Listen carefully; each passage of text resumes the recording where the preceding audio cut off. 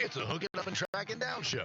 Going into our 13th season, show dedicated to all outdoorsmen of all levels. Guys committed to giving you the facts about what's happening in the hunting and fishing world. They continue to share stories, information, and give advice on the great outdoors while making sure outlaws are exposed for the bad people they are. So pull up a chair, kick back, and prepare to be entertained as we pull the trigger on another presentation of the Hooking Up and Tracking Down show.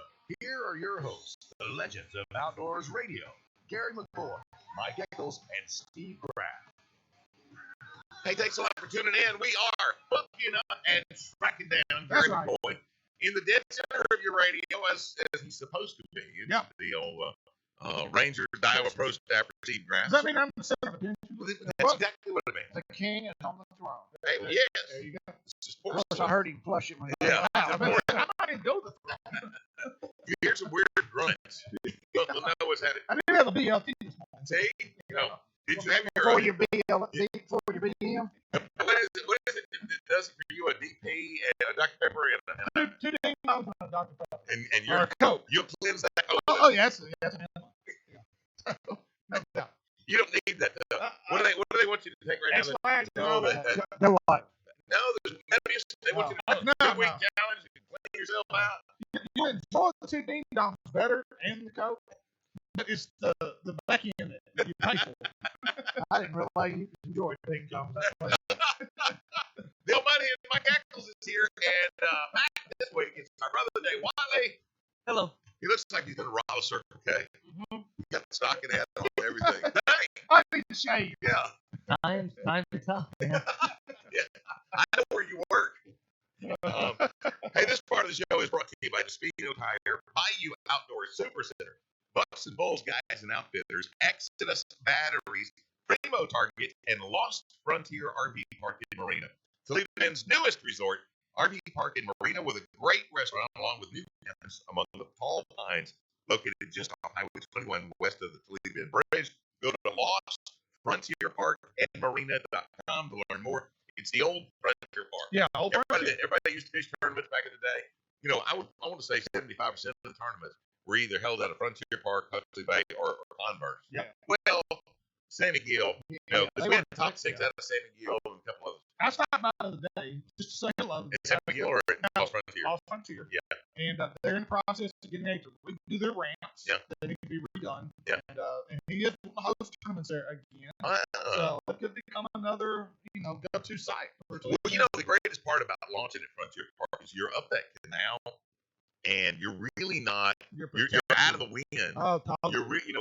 And there was a lot of space to pull boats up on the bank on there. I mean, it was really, really a tournament site. It was kind of a dream. A really good place to fish 2 to 3 days after they had a tournament. Oh, dude. No doubt. Without a doubt. Well, in this time of the year, you just came out to the main lake right there, and there's that big grass point that comes out right off of the boat road right there. Right. And used to, that was a red route for, heaven along in there. And when you cross Carice Creek, Carice Creek. Yeah. What's the other word I have trouble with? Bueno. Yeah, Taco Bueno. Restaurant. Yeah, Taco Bueno. Bueno. Anyway, they were going to be a sponsor. They heard him talk. Carice Creek. When you cross that, it's on your right. Yeah. Lost Frontier, which is the old Frontier Park. Yeah. So when you cross the Toledo Bend Bridge in Texas, that's where it's at on the right there. Yeah. Great location. On the show today, we've got a Louisiana Sports Hall of Fame salute to the great outdoors. Yes, we do. Who's that? Mike knows about it. I was in it. Is it Grant Scratcher? I haven't had a chance to tell you about it. They've asked me to be the moderator for 4 events that you two are eventually going to be involved with. Okay. The first one is this Saturday, the 25th of January, from 10 to 12. I am bringing in Tommy Martin, 1974 Bassmaster Classic champion, Noella McLaurin, and Penny McCurdy, and Kevin Jean with Dean Bates. And we're doing a roundtable discussion about the world of bass fishing. And we're entertaining 100, 150 people that will be there to let the public open to the public. Where? At Louisiana Sports Hall of Fame, downtown Nashville. Okay. And how much are you paying them? We're not paying them anything. And I'm not getting paid either. 150 people got to come listen to you talk. That's right. But anyway, and then actually, I'm bringing you two guys down. I've already got the wheels turning. And How much are you paying us? Exactly what he gets. Exactly, zero. But anyway, they're saluting the outdoors. Yeah. Which what are sports on Saturday? Yeah. So from January to September, they want to do a series of public events to bring exposure to the outdoor section, which is in the second floor of the Hall of Fame Museum. Cool. And they've already got some displays up there. Rich Gresham's got a display up there, and some bass fishing displays. What's his son's name that's got the gun talk? Ken. No, not Ken. Ken's the restaurant owner. Tom. Tom Gresham, yeah. Tom. He's got, Don't realize that was Rich. so, yeah, his son. And so anyway. Now I know everything. That was the last thing. Yeah. So, well, you're in Shreveport. They're trying to get exposure to the Louisiana Sports Hall of Fame. It's free. You can come in for free. This is the one time you can get in for free. Oh, wow. They're not going to charge you. You can go through the whole Hall of Fame, which is really something to see. It's really Whose display in the Hall of Fame is the single focal point for you? When you see it, you go, wow. You know, every time I walk in, there's somebody I was like, I forgot about him. Yeah. So, you know, they do a great job with all the NFL, Louisiana NFL. House Sutton's in there, isn't he? Yeah. Yeah. House Sutton would be in. Robert Parrish. Robert Parrish. Yeah. What about Carl Malone? Yeah. Carl Malone with Robert Parrish. Did you really? Woodlawn, yeah. Woodlawn boy. I didn't know that. Now, Bradshaw was before you or after that? Bradshaw after you before you. Ferguson, Joe Ferguson. How old do you think I am? You're 64? I'm 66. They're older than me. Okay. Well. Now, did you graduate before there was a Southwood High School, or had they already built it? The year. They split the year that I graduated, 71. Because Woodlawn, half of Woodlawn's classes went to Southwood. Yeah. Oh, I didn't know that. Let's see. You had how many high schools did you have? You had Woodlawn, Fair Park, Bird. Captain Shreve. Was Cap Shreve around? Yeah. Okay, so you Cap Shreve and then Southwood. Yeah, I don't know. I didn't hear hardly everyone's mind. Too busy hunting and fishing. Okay, so the first one is this Saturday, This Saturday the 25th. 10 to noon. 10 to noon. Do they heat you? Donuts and coffee. Donuts? Okay. Yeah. Is that all you need on donuts? Probably. Okay. And you coming? Yeah, but you know, You know? I've been down on my back. I can't fish. You sit there and eat a donut, But though. Yeah, but you can ride in the car for an hour to get a donut. Well, Exactly. but you know what? I can get classes on donuts. You know, I might become the focal point of that thing. You see that sucker? He's eating another one. Yeah, in this corner is a display. Yeah. Gary McCoy. You can't go in there with them long commode punchers. Stack them on the camera around, eating them off of like a popsicle. That's a visual. That's a visual. Okay, so are they doing one a month? They're kind of going to spread them out. Okay. They're not four. And if we get into the hunting season, not that you guys don't know anything about fishing, but I'm looking to bring you guys into the hunting side. You, the deer hunting. Yeah, okay. I want the hunter to come up there. Yeah. I come up there for duck hunting. Yeah. And, at some point, I want all of us. You don't actually have to kill the duck in the 2000 season to qualify for this thing. Because you may get somebody else. It might be a long search.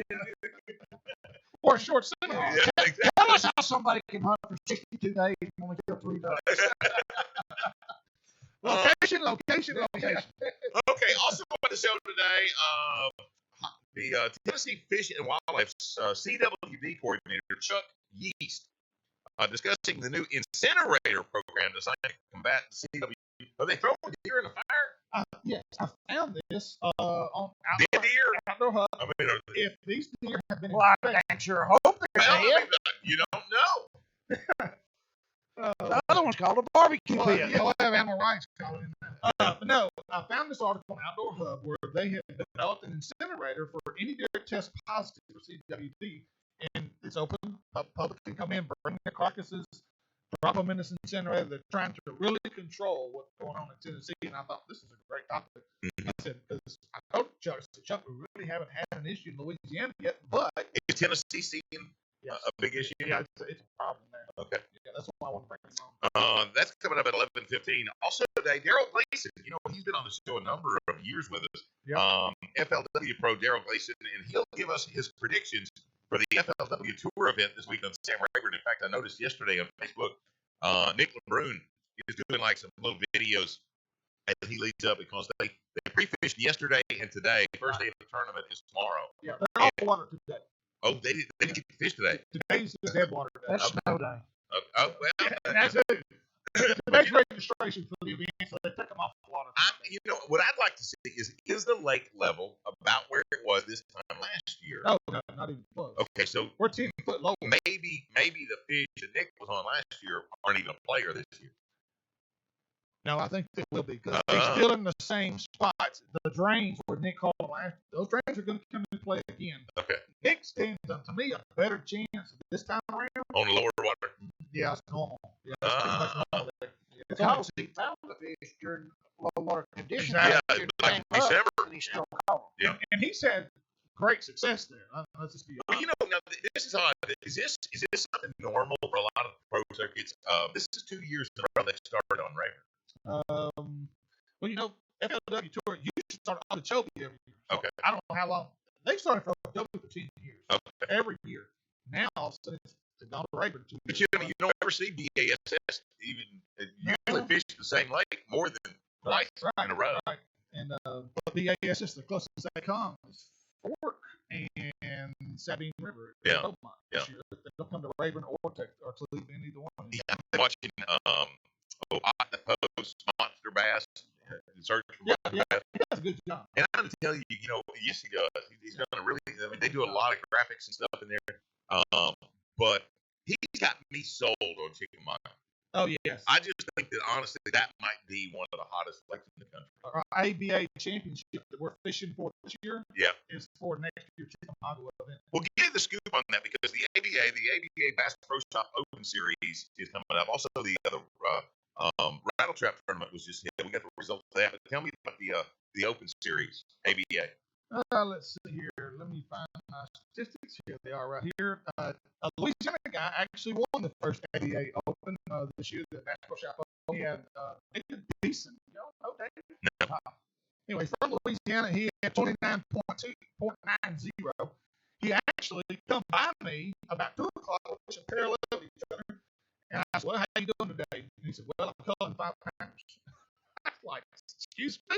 Wow. He said, I'm culling 5s. And I'm like, I'm trying to get rid of 174. Wow. Can you do a swap? Yeah. Can you give me one of those 5s? Yeah. And I was like, are you When kidding you me? cull it, can you cull it right here?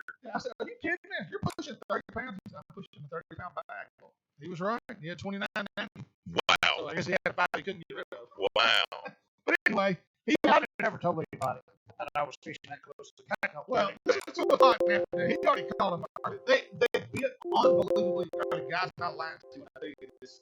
Me and my co-angler, I finished 12th in this event. He finished second as a co-angler. He only had 3 fish, and he did really well. There was, for 35 to 40 minutes, it was every single cast. On.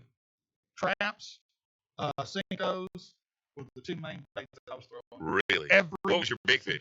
My biggest fish was probably 4.2. Okay. His was probably 5.6, Huh. 5.7. Yeah, he had one. How deep the water? They were on the edge of the point and dropping off from 4 foot into 12. And Did you get any grass? Huh? Did you get any a grass? little bit of grass. Okay. A little bit. Yeah. And, it was insane. And I had my 14 pounds by 8:30. Well, I see that Kevin Lasio finished top 5. Derek Mundy, a good friend of mine, he finished second.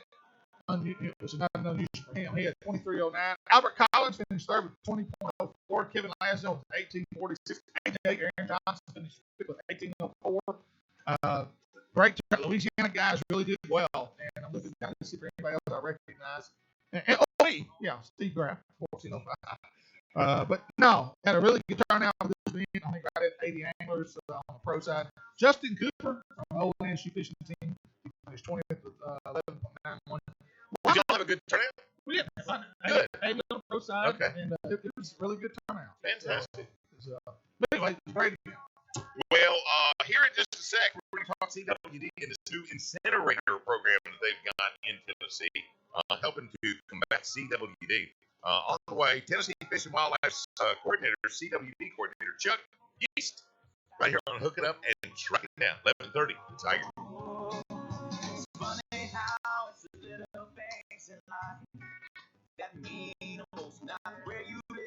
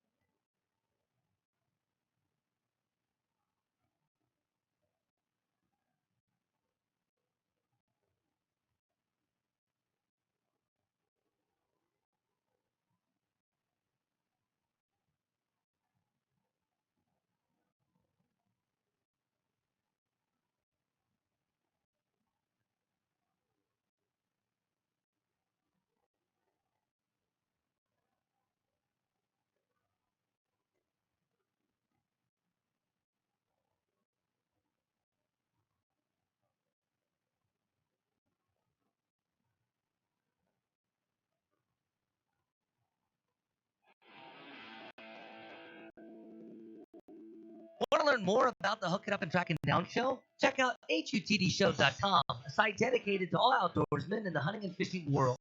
This segment presented by J&J Exterminating, Kamagatsu Hooks, Exodus Batteries, Daiwa Rods and Reels, and Super ATV.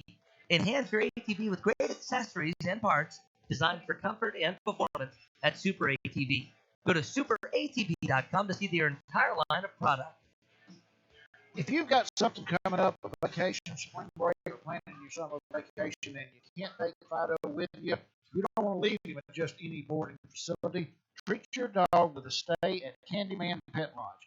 At Candyman, it's about providing your dog with quality care and nutrition. A complete kennel with bathing, grooming, and exercise facility. So if you're looking for a place to leave man's best friend this Christmas, Easter, or this summer, whenever you got to leave town, treat your dog with a visit to Candyman Cat Lodge. Candyman. Candyman.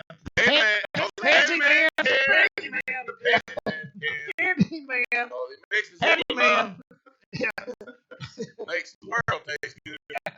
Candyman Pet Lodge in Greenwood, Louisiana. Nice. On the Primo Targets Hotline, Tennessee Fish and Wildlife CWD coordinator, Chuck. Chuck, is it Yost or Yeast?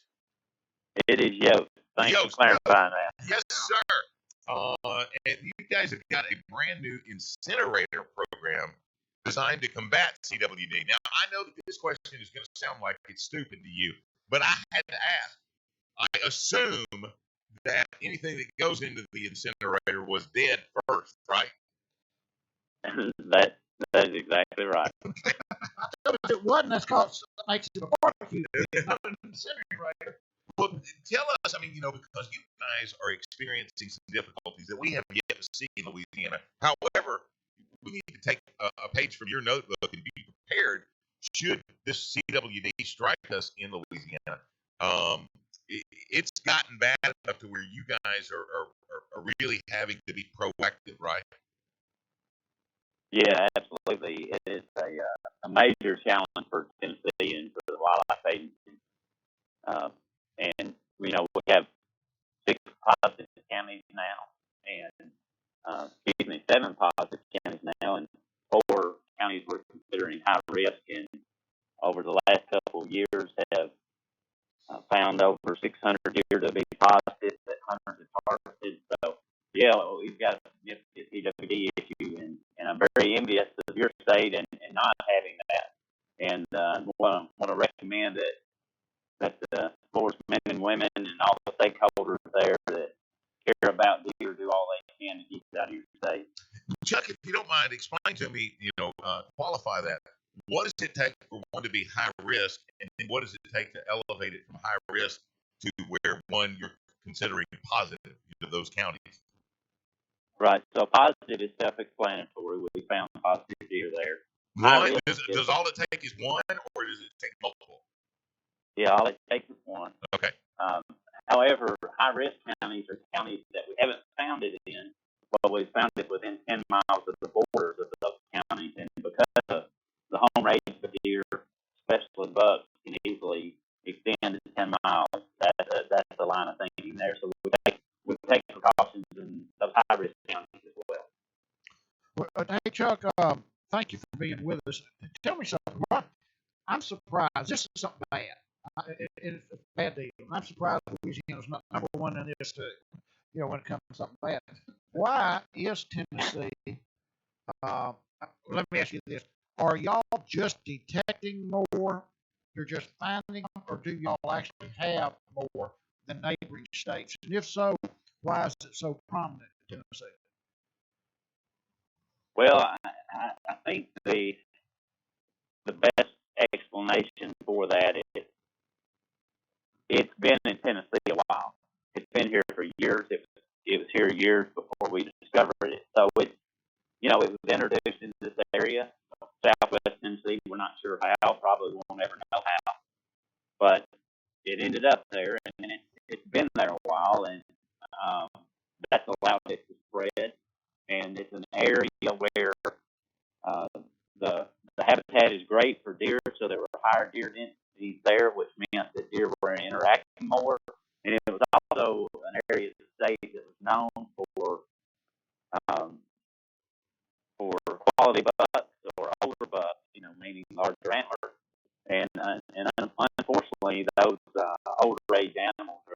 greatest spreaders of the disease. So it's just kind of a melting pot there, or a powder keg, you might say, for the disease if it ended up there, and in fact it did. Okay. This number one question: does Tennessee allow baiting for deer while hunting?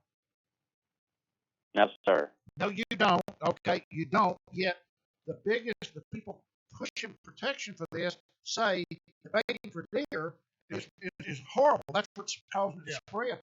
Here's a state with a high concentration. Did you have baiting for deer at one point when it was discovered? Don't bring Well, let me clarify just a little bit here, because the way you phrased your question was to allow baiting while hunting, and that is not allowed in Tennessee. However, feeding when you're not hunting is allowed. So there's a caveat, but right. Whenever you concentrate animals, however that's done, it's going to increase the potential of disease spread. And so that's why one of the first actions that are taken by states that are doing all that they can for prevention is to not allow those practices. And if they do in fact find the disease, that'll be one of the first things they no longer allow to try to keep it from spreading. And it's controversial, but it's a legitimate practice. So. Well, explain this, Chuck, if you will. Chuck is the CWD coordinator for Tennessee Fish and Wildlife, Chuck Yost, and you guys have got this new incinerator program. Explain, what you're practicing there. Well, one of the biggest challenges we've had with CWD management is the disposal issue. The CWD can be spread by infected carcass parts, and there's a great need for disposal. You want that to be done the best way that it can be, and the biggest volumes of disposal come from your meat processors. So you want that to be handled well.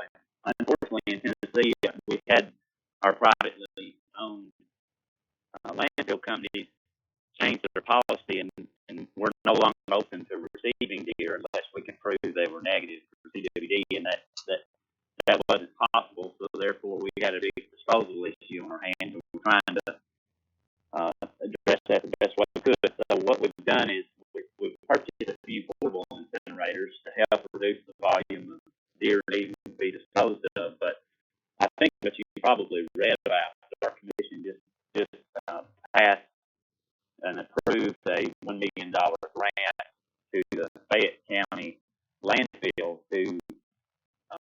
to arrange for a large-scale incinerator there that gets up over 1,800 degrees, which is effective at denaturing prions, the disease agent. So we're going to be sending a lot of deer there to be incinerated to try to help make up for the change in the landfill policy. But you said you had some portable. You have a couple of portable units. Did I hear that correctly? Do you send that to just like general neighborhood areas where somebody might have? Well, I think Southwest Tennessee is pretty rural area. Yeah. So that's my question. That's where I kind of lead to. Being that rural area, is that why they were portable? No, they were portable because what we did was we weren't familiar with incinerators, and we needed to get familiar with them. So as an experiment, we have purchased a few portable ones, and they're portable because one, they're cost effective. They're generally up to $30,000 for those units, as opposed to hundreds of thousands of dollars for ones that are permanently established. So we bought those incinerators to get our feet under to understand incineration, and then the idea was is if those portable units work well, that we may scale that experiment and then try to deal with the larger disposal issue in coordination with using the large one that'll be at Fayette County landfill. So hopefully that helps. It's a big initiative. I'm assuming you guys do some type of testing, sampling, or something along those lines on an annual basis. Is Tennessee still on the rise? Have you plateaued, or are you maybe starting to put it in things?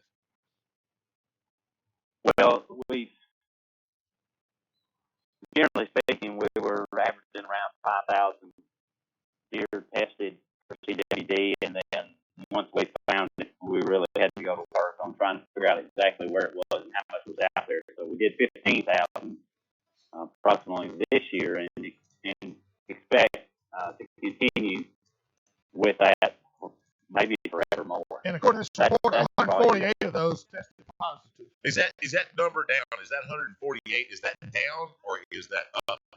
Is that level with what you've seen in previous tests or what?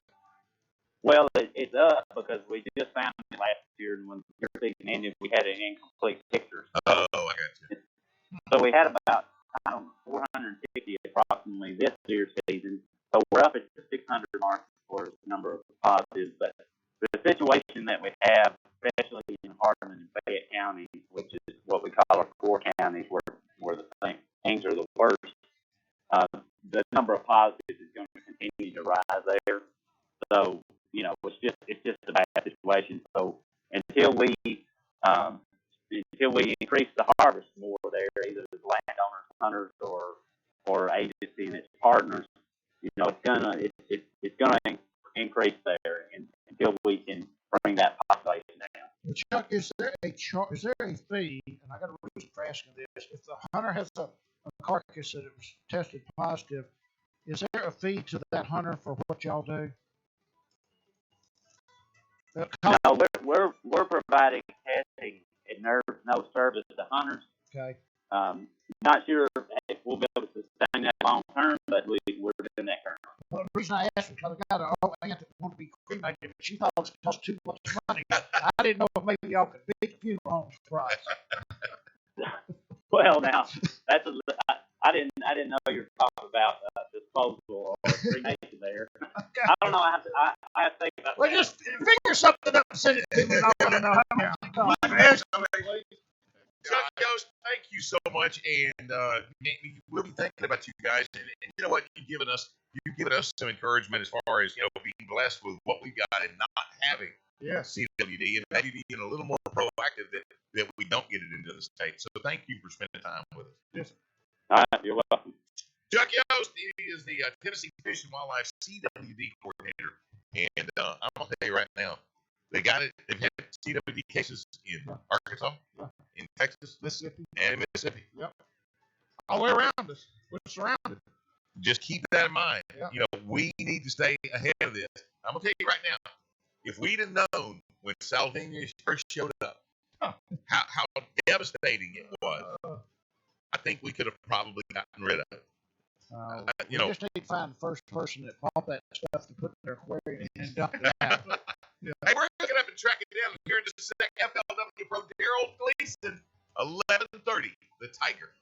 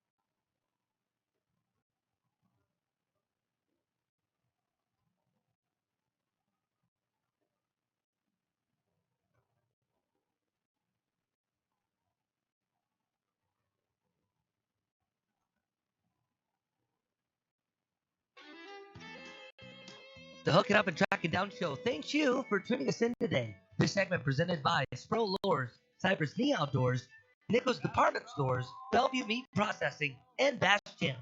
Now is the time to make plans to fish the best team trail in Texas. Go to basschamps.com to see the new schedule for 2020. Attention all anglers. You like to fish, you're a bass fisherman. Yeah. Hold your hand up. You can see them. There we go. Oh, I'm sleeping. Bayou Outdoor Super Center is pleased to announce the Boss Tournament Trail is back for 2020. First tournament, February 1. Or February 2. February the 1st. February 2. What? Is it February one? Is 1st. it the 1 or the 2? It's the 2. The 1? One thing to do. Yeah, the 2. No, the 2 is Super Bowl. Yeah, okay. So it's the 1. Oh, is it? Yeah. Next day is the Super Bowl. Baseball already. Black Lake Camping. Need to get registered as quick as you can at Bayou Outdoor Super Center. You can call Mike Eccles. He generally takes those phone calls about 1:30 in the morning. Hey. You know, Call me at 1:30 Yeah. in the morning, I'll call you back. self made up. An outstanding team fishing circuit headed for Black Lake, Caddo, Toledo Bend, and Bistineau with a season-ending championship June 1 and 2. And your chance to win one of 2 new boats. Before the first event at Bayou Outdoor Super Center, your fishing supply headquarters with their aggressive supply of baskets, baits, and accessories. Stop by 4306 East Texas in Bossier City to see what Bayou Outdoor Super Center has to offer. Gary McCoy, along with the old Ranger, our pro staffer Steve Kraft, and Mike Eccles is here, and on the phone, our buddy FLW Gerald Gleason. And Gerald, you guys get ready for the FLW Tour event this week on Rayburn. First day is tomorrow. What are you thinking? I mean, what's it going to take to win? Well, I appreciate you guys having me on. I'm looking forward to getting started. I would think, with it being Sam Rayburn, that someone has the potential to really, really catch them big. You know, I would say the winner could really run away with it. I'd say mid-80s or something to do. But it would surprise me just based on all the pre-fishing I've done here and all the tournaments I've followed. Not many guys are on those groups of big females right now. It seems like most of the 20-pound bags, you know, the guy has a 7 or 8 pounder to go in that 20-pound bag. And there's only been a few really, really good fingers in some of these tournaments. And a lot of these local guys, man, really know their stuff over here. So the lake's fishing a little tough to do, but a little random. But I really do. I could see someone being real quiet in this meeting we're about to have in a few minutes to just know that they're going to go out and really, hammer them up for us. Okay, the winning pattern, will it be in less than 10 foot or in greater than 10 feet? It will be greater than 10 feet. In my Okay. opinion. I do feel like the majority of the guys that will cast check will catch them shallow. Well, that's Rayburn. Well, yeah, I mean, it is. but usually they're not the ones that are going to hit one over the center field fence. But let's be honest, Daryl, Correct. the last month, let's say the last 3 weeks for sure, I've been over there for the last month. The temperatures, I could have wore shorts on some of those days. It was that warm. Oh, I know. But now all of a sudden we get a curveball. You guys get hit with a good Arctic blast that's probably going to shut down some of that shallow bite. Yeah, and so, you know, the way FLW off limits works, I was able to be on the water up until about, let's say, 2 weeks ago or 3 weeks ago. And so I went over there from Thanksgiving. I probably went 25 times or something. And, you know, Steve, you know how I like to fish. I prefer to be away from the bank. Yeah. So I tried my best to prepare for this the best I could. But you know, we had such a long trend of warm weather that a lot of fish, I believe, left me out there, and a lot did go shallow. And so I personally think that you got a situation where there's a lot of fish in less than 10 foot, but they're not really in a very happy mood. You know, they feel about like we do right now. It's 37 degrees over here and raining today, and that doesn't make anybody in a great mood. So I'm sure the fish are a little upset too. So I feel like there's a lot of fish up in less than 10 foot. And with it being Rayburn, you know, there are always a lot of shallow fish, and the drains and grass always play. So I could see someone, you know, kind of find them in that depth range, you know, the 8 to 12 foot around a drain or something. But personally, I feel like someone has potential to kind of run away with it because it is so so spread out, it feels like, for most of them. Well, you know what? There is nothing in the world like putting a hook in a pissed off fat girl. I'm just Yeah. Yeah, I mean, tomorrow morning, especially this being my rookie year, to actually get to drive around and do fishing sport level. If I catch something over 5 pounds before 9 o'clock, I will probably take 4 layers of clothes off and fish without a shirt on. I'll be jacked up, man. I'm pretty excited. I won't lie. Hey, Daryl, you said a while ago that you were fishing relatively deep, I guess. But you said you felt like some of your fish left and went shallow. Now that we've had this cold snap, things are going to drop because of the rain, the sleet, and stuff. I don't know if y'all had it down there. Water temperature's going to drop. Just for everybody's knowledge, will those fish go back deep, or will they stay in that 10-foot or less and just be difficult to catch? Honestly, I think most are going to stay in that range and be difficult to catch, to be my opinion. And you got to think over here, too, Rayburn, honestly, it's just more of a shallow fishery. I know a lot of tournaments get 1 deep, but more of the population over here lives shallow. And those fish that were up in that, like, let's say 2 to 4 foot grass, for that, to me, in my opinion, those fish, if they slide over to 8 to 10 foot in the middle of the drain, that kind of is deep for them. That's their protection. That water is a little more stable to them.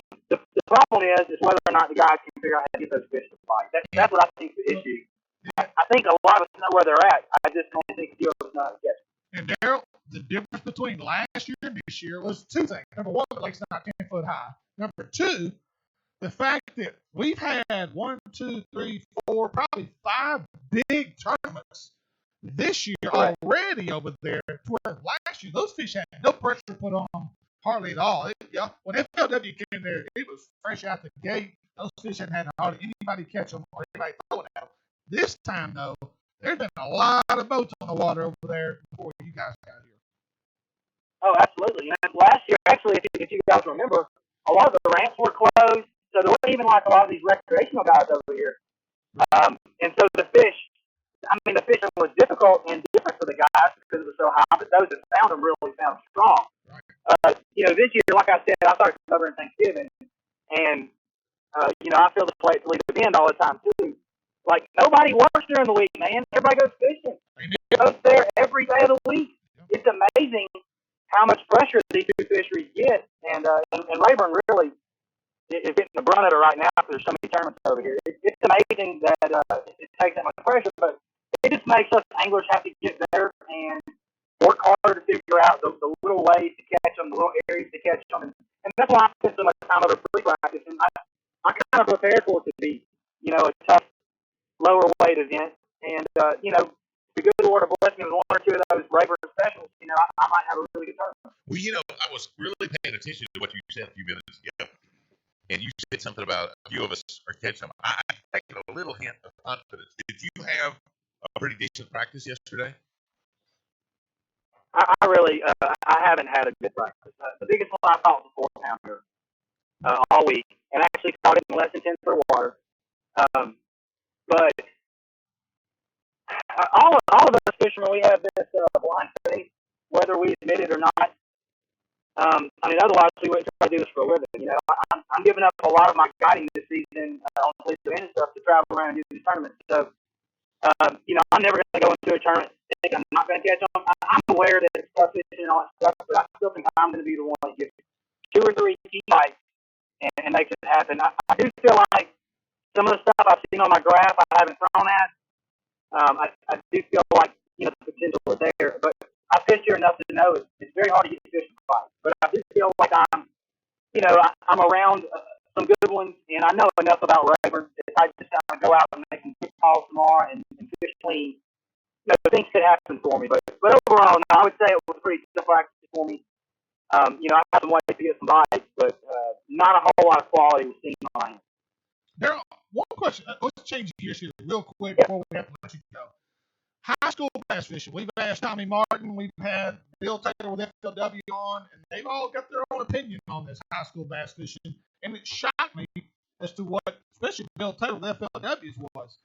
In your opinion, does there need to be some limitations put on the number of boats entering these high school events You're a guide on Toledo. You're a guide on Rayburn. You're official to Bodies Water. Your opinion on again, we love high school bass fishing, but should there be some limitation put on it in your opinion? Yeah, and this one of the things, I get asked that a lot about my customers. I have a lot of customers that have kids that fish in these, and a lot of kids come fishing with me. So high school fishing it's wonderful for the sport. All of us, I know you guys agree, wish we had those opportunities.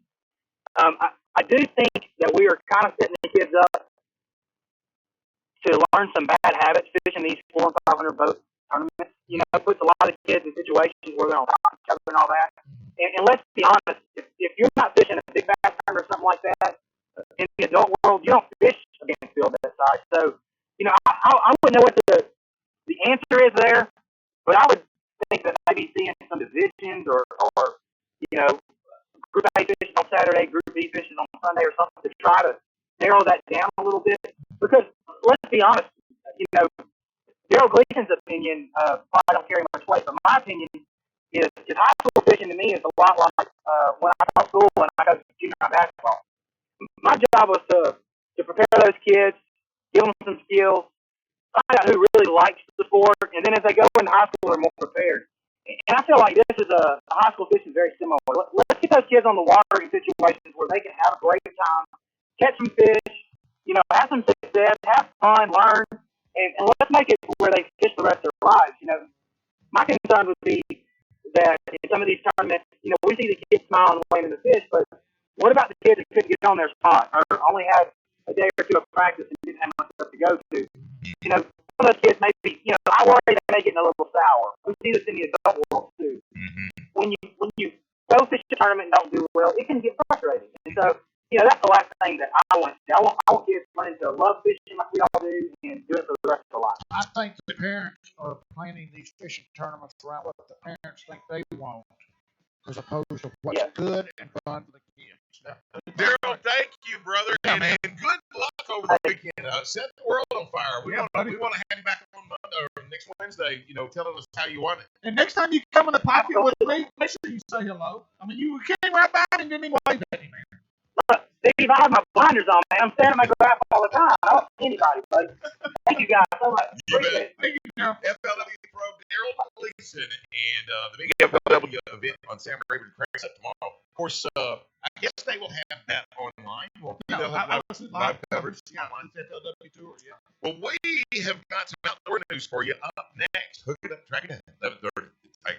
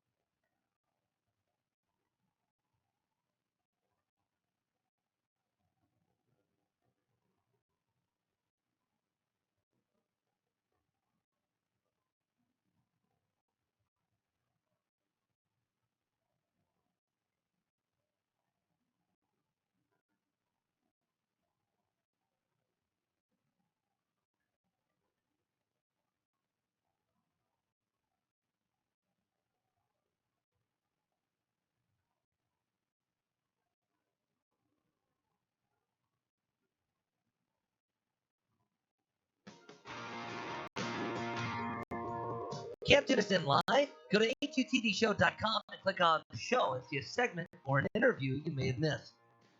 This segment presented by Candyman Pet Lodge, United Rentals, Honey Baked Hams, Jimmy Grunges, Natchitoches Ford, and Bass Cash Bash. Make all your 2020 fishing trips worthwhile simply by catching a tagged fish. It's the biggest bass tournament in the country with over $1 million up for grabs. Go to basscashbash.com to register today. Here's your Cigar Fishing Line tip of the week. Ever wonder why there's so many line sizes available for bass fishing? Well, different size lines affect certain baits differently. For example, for a spinnerbait, line size is not really that big a factor since it really has little effect on the bait itself. But on the other hand, flipping a small worm like a finesse or a trick worm, line size does affect the action of the bait more. The smaller line size in the 12 to 15 pound range allows the worm to have a little more freedom of movement, giving it more action and allowing you to get more bites than you would using 18 to 20 pound test. So, Cigar reminds us, when making your next line purchase, you might want to consider what bait you'll be throwing. This has been your Cigar Fishing Line tip of the week. And some outdoor news for you. NFL offensive lineman Frank Ragnow, an avid outdoorsman, 6'5", 300-pound center for the Detroit Lions, often films his hunting and fishing adventures and then posts those on his YouTube channel. It's called Grizzly Man Outdoors. He was born in Sioux Falls, South Dakota, where he developed a passion for the outdoors at a young age.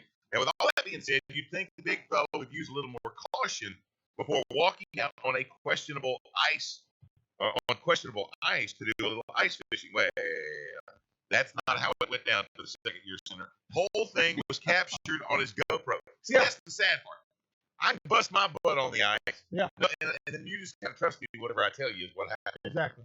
These guys that have always got the GoPro, Yeah. there's always not Video just one evidence. witness. Yeah. There's a whole world of witnesses. Well, Ragnow, while walking on what he had already recognized as thin ice, broke through the ice and begins to talk in a high-pitched voice. God, That's because certain parts of his body had shrunk up. Yeah. Ragnow does a good job of remaining calm in this dangerous situation as he slowly starts to work his way out to the shore. All ended well. He did end up with a case of blue balls, and we hope that he learned a lesson. God love you. I wonder if he showed those on you. I mean, he did. Father of Cowboys running back facing charges, Stacy Elliott, a.k.a. Stacy L. Muhammad, the father of Dallas. Father of Dallas Cowboys running back Ezekiel Elliott faces Wonder if he voted for Trump. Yeah, I wonder. Faces 21 charges, including allowing a dangerous wild animal to escape, failure to notify the dangerous wild animal escape, and possession of a dangerous wild animal.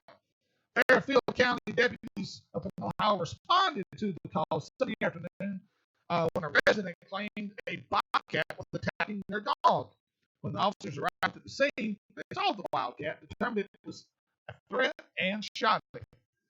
The dog survived the attack, officials reported. The cat, however, turned out to be not a bobcat, but was later recognized as a serval, a species of wildcat native to Africa. They are small, slender animals with long legs, a small head, and two huge ears. In fact, they have the largest ears of any species of cat. They also have a really cool and unique coat with black lines and spots. Investigators were able to trace the cat back to El Muhammad using data from the microchip that showed he was the person who purchased the serval, as well as significant evidence collected during the search of Elliott's home. Oh, so the cat was Elliot's home. Yes. Yeah, he was actually. But Daddy bought the cat. But Ezekiel. No, it was at Elliott. It wasn't Ezekiel's house. It was Stacy Muhammad's house. Yeah. Well, how did they get evidence when they searched Elliott's home? So Stacy Elliott. Okay, I got you. I thought he was Ezekiel's dad. I thought he was mom. And before they find him, I have to really check in things like what kind of dog. If the cat jumped on Chihuahua and beat it up, that's good. Luke Bryan offers a $5,000 reward. Tennessee wildlife officials are investigating after the popular music artist Luke Bryan reported somebody allegedly shot Illegally. illegally illegally shot and killed a red stag on his private property in Maury County. The Maury County Sheriff's Office has since posted to their Facebook page seeking any information leading to an arrest and conviction of whomever is responsible for this heinous crime. Luke Bryan has also offered $5,000 to anyone who comes forward with information. Hey, Luke, Steve Graff shot it. They believe the exotic animal was shot from the road. The state of Tennessee, it is illegal to hunt from or across a public road, hunt from an automobile or any other motorized vehicle that is moving or stationary. It's also illegal to hunt on private property without permission. The shooting apparently took place between the evening hours of Wednesday, December the 4th, and Friday morning of December the 6th. Red stag are not native to the United States, meaning Brian would have needed to have the animal brought here on his farm. Red stags are one of the largest deer species and are typically found in Europe and Asia. Yeah, they said that in the story we reported on Kiss Country, that it looked to be that somebody had just pulled on, shot through the fence, killed the stag, and then just left. They didn't make any attempt to take it, or just wanted to kill it. Shot it and killed it and left it laying where they shot it. Wow. That's the world we live in, brother. Yeah, for $5,000, Yeah. a buddy will turn in another buddy. Yeah. For $5,000. $5,000. I don't see I won't turn myself in. Dang, man, $5,000. Hell, I'm gonna quit my job. I'll do that once a month. Exactly. That's all the news we got. Well, no, not really. I want to do this for Jerry Pate. They have a wild game dinner at the First Baptist Church in Ringo. It is going to be 6 p.m. Saturday night, February the 8th. Guest speaker is Gavin Finney. Spinny. Finney. Spinny. Right. Yeah. Gavin Spinny. Yeah. Okay. I know him. He's not only a preacher at the First Baptist Hospital, but he's also part of the show. So anyway, I wanted to do that. Yes. Yeah. There is some other news we mentioned earlier. The Boss Tournament Trail kicks off not this Saturday, but next Saturday, February 1. Just so y'all know that, that's a new word. You want to talk about the Lucky 13? Yeah. And Mike's got another. It's not a circuit this year. It's just a series of tournaments. Yes. Some of the guys wanted some more stuff to fish, and I'm glad for that. So we came up with what, thanks to Jeff Holder, we're calling the Lucky 13. This is the pop-off of the Sweet 16 on Sam Rayburn when you enter the tournament, and you only get paid if you have 16 pounds or more. So we decided to do the Lucky 13. It's going to be 4 tournaments, and the first tournament is going to be February the 23rd on Caddo. Then we're going to cross the lake March the 5th, April the 19th back on Caddo, and May the 24th we're going to be on Distance. Because the calendars were so full, all of these tournaments are going to be on a Sunday. And the deal is, you go out in the morning, you got to start fishing time. It costs $160. $160 for the tournament. 10 of that goes to a big bass pot, and all of it paid back. If it's 15 big bass, it's $550. You quit at 3 o'clock. If you don't have 13 pounds or more, Go to the house. you can go home. There's no coming, standing in line, weighing in, 7 pounds. and then find out that you're first place out of the money. So it's really, there's no points, there's no standings, there's no championship. But if you have 13 pounds, you're going to guaranteed to get a check. Yeah. Guaranteed to get a check. Yeah, I love that. I might on a circus where you have 13 or less. Then you come for the ladies. Well, they had that at kindergarten. And thanks to James White, we're going to do a little something else. Team closest to 14 pounds and 15 pounds without going over those teams will get $250 each. That's just a little bonus deal we have. Cool. Entry forms are out at Bayou Outdoors. The Lucky 13, if you're looking for something to fish on Sunday, and real low key, low pressure. Yeah. We'll sit tight here in just a sec.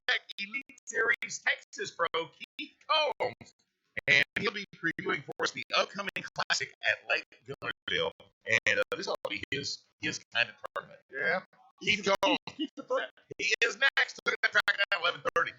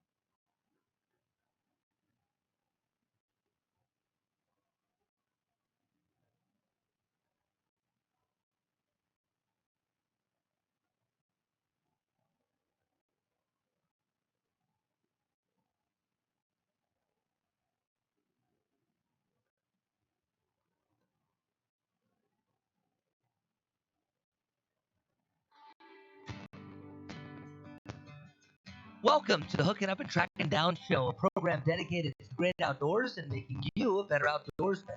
So sit back and enjoy the best outdoor show around. I'm Jay Watley here, your host, Gary McCoy, Mike Eccles, and Steve Graff. Hey, in this part of the show, brought to you by Silver Star Smokehouse and Barbecue, Despino Tire, Davis Clothing and Outdoor, and the Red River Waterway Commission. Hey, this spring, take the family crappie or bass fishing on the beautiful Red River. Awesome facilities like the Granite Core RV Park and Pool 3 in Natchitoches, Louisiana. To see everything the Red River has to offer, go to redriverwaterway.com. It's Gary McCoy and Ranger Iowa Pro Staffer Steve Graff and the Mud Hen Mike Eccles. Hooking Up and Tracking Down show is pleased to announce that the 2020 Bass Champ Circuit is out. Considered the best team bass fishing circuit in Texas. Fish the best lakes in Texas, like Toledo Bend, Sam Rayburn, or Lake Fork, the big bass capital of Texas. Win cash and prizes at each event and maybe a brand new skier boat. If you love team bass fishing, Bass Champs is the circuit for you. To see the entire 2020 Bass Champ schedule, go to BassChamps.com. On the Primo Target Hotline with us, Elite Series Texas Pro Keith Combs, getting ready for the Bassmasters Classic. And Keith, it's already a home run when you qualify for the Bassmasters Classic. I mean, you've been here before. But when they establish the dates and they set the lake and everything, and you find out it's March 6th, 7th, and 8th on Lake Guntersville, you've got to be jumping up and down. Oh yeah, that gets you excited right there. You know there's going to be some big backcall for sure. So what will it take, in your estimation, average-wise? How much total weight will win this? Oh man, it's a hard one to answer. But for 3 days, I think a guy's going to have right at 70 pounds. Wow. And Guntersville is definitely capable of producing, somewhere between 75 and 80 pounds. But in the classic, with all the variables that you have, I'd say somewhere right around 70 pounds. How's the grass looking this year on Guntersville? I didn't do any pre-practice for the classic this year. This will be like my 8th event on that lake. So, I really don't know I mean, I was there in the summer for an elite series, and there was like eelgrass and hydro at the upper end of the lake, but not as much main river stuff as I've seen in the past, and that could have changed, but we'll have plenty to throw at, I'm sure. Hey Keith, everybody knows of Gunnerville, but most people don't know where it's at. We don't know what type of lake it is. Uh, give us a comparison. Is it like Toledo Bend or Sam Rayburn or Lake Fork or what is it? I mean, the type of lake that Gunnerville is. I would say it's kind of a cross of Toledo and Rayburn, but it's the Tennessee River Lake, so you have current, a lot of current at times. That's on a generation schedule, and we have that here, but not as extreme as they have on the TPA Lake. Uh, it's got a similarity to Rayburn because it has a lot of shallow stumps and shallow grass beds. But the other thing that you have is a lot of boat docks and riprap. That's something that we don't have much around here. So it's got a lot. It's got a lot of things to fish and a lot of things to factor in. High shad population, extremely high shad population, and it's it's a good lake year in and year out. Watercolor probably about 2 foot on average. Well, one more question. You said a lot of current, and here's just a knowledge thing. When you're fishing cold water, and we know what cold water does to fish, does cold water current, does it still make those fish bite, or does moving cold water make it even worse and slow them down even more? I've caught fish that were totally focused on current in colder months, like a run in into a creek or something along those lines. Now, it's usually a good scenario if you have some clean water running in, like a lot of real muddy cold water. That's not a really good situation. But a lot of times, what you get, around here is you get a rain, you might have some clear water running in. So I guess the answer, I'd say clear moving water is good. Muddy, current, I think most fish seek elsewhere. Keith, you said something real interesting a while ago when you said you didn't practice Gunnersville during the practice period. Excuse me. And the reason why I'm asking you this, different pros have different opinions on practice time. Some guys I know asked Kelly Gordon. Kelly said 3 days for me max. He said because anything more than, especially early in the year, there's too many fronts, too many variables to contain. Now, summertime, you get more consistent weather, and it tends to hold up longer. The patterns hold up longer. What is your kind of golden rule when it comes to pre-fishing? Well, typically, if I've never been to that lake or river before, I'm always going to make a pre-fish run. I have in every single professional event that I've ever fished, I've always been at least looked at it. But like I said, I've been in Gunnersville for 7 or 8 pro events, so I know the lay of the land around there. So if I've been there, especially in the last couple of years, I typically don't do a pre-fishing at this point because we get 3 days. We get 3 full days, except on the classic where you have 4 days. So I've learned that during the classic, actually going to a place and fishing a month in advance isn't gonna really be that big of an advantage because like I said, lots of weather changes during this time of year, and 4 days. That's especially when you're used to fishing 3 practice days. When you get 4, it's just man, it's like you have an eternity to figure things out.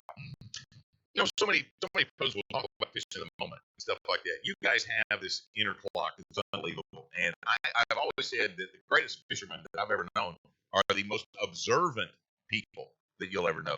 Noticing, patterns within patterns and willing to change on a dime if something's not working. In Keith Combs' world, how long will you go with a particular lure or a style of fishing, and when I say, style of presentation, how long would you go without a bite before you say this ain't working?